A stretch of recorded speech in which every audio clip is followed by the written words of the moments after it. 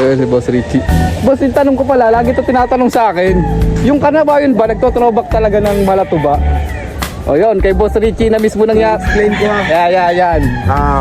Yung kanawayon talagang nag-throwback talaga sila ng malatuba. Hindi yan sa bloodline.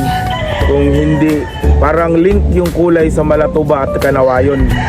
Kasi nung bata pa ako, elementary, nag-breed ako ng bantam chicken, yung ang liliit. Apo. Oo, mga kanaway din lahat. Naglalabas din ng malatuba. Yung mga kabir na kanawayon na pangkatay, naglalabas din ng malatuba. Kaya hindi yan sa bloodline, kundi sa kulay talaga nila, parang link yung kulay ba. Alright. So yun. Kahit anong bloodline na may kahit native na kanawayon, maglalabas din yan ng malatuba.